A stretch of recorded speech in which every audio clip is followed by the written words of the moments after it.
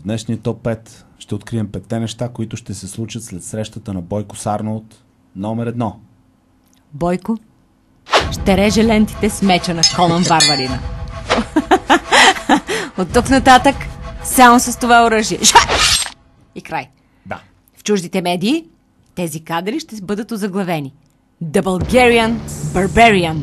А Бойко ще каже: не Bulgarian Barbarian, а само Bulgarian.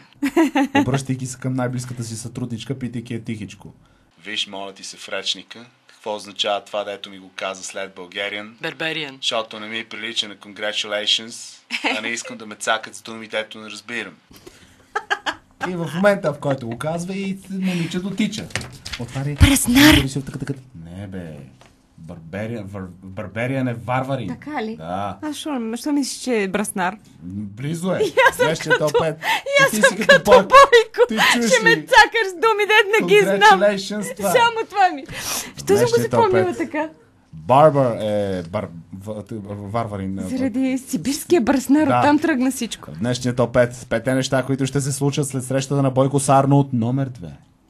Вече започва подготовката за непобедимите 3. Точно. С подзаглавие: Непобедимият. С Тейтъм, Сталоун, Уилис, Борисов, Норис, Шварценегер. И със специалното участие, извиня, че те прекъсвам, на Абу Мусад Ал-Залахири. Той какво ще играе? Лошия, какво ще играе? О, давай.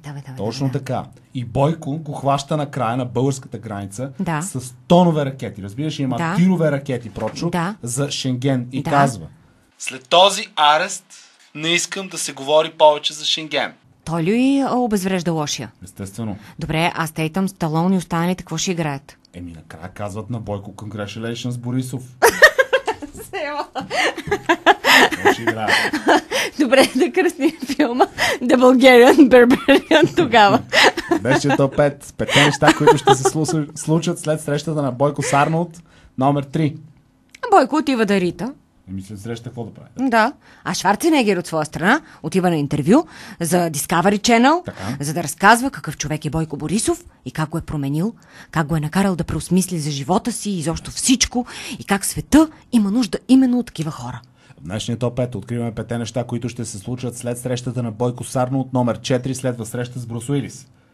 А номер 5 следва среща с Чак Норис. Да. Тогава да. вече е челна схватка. Но понеже да... Кой създаде света? Да Кой видим и създаде ние. света? Да. И Чак Норис казва: аз създадох света, бе, Бойко. И Бойко казва: А тебе кой ще създаде, бе?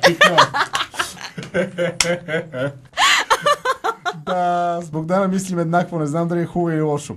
А в днешния топ 5, но еднакво бавно и еднакво некачествено. Да. 5 неща, които ще се случат след срещата на Бойко с Арнолд номер 5 от днешния топ 5. Обръща се Бойко към здравния министър и му казва: Константинов, ето тук искам българите да изглеждат точно така. Сега ще ти покажа. Арнолд, ела тук. Я си покажи бицепсите. Добре, сега седни. Константинов, започваме. Арнолд, аз коренните Изправи се. мускули. Да, Арнолд се изправи. Благодаря ти, пак седни. Така, Константинов, започваме програма за здравето на нацията и след 10 години искам поне 30% от българите да са като Шварценегер. Здрави, успешни и губернатори на Калифорния. 30%? Да. Когато Константинов каже: ама не може. Щом един австриец може, защото Шварценегер е австриец, аз съм чел и много добре знам. Откъдето в Австрия има и стадион Арнолд Шварценегер. Така. Значи и ние можем. Ти представяш колко стадиони ще имаме, като станат и българите като Арнолд, че и губернатори Започвам на да Калифорния. строя от днес. и това. И режа ленти с меч. Да. Жестоко. В днешния топ 5 5 неща, които ще се случат след срещата на Бойко с Арнолд Шварценегер.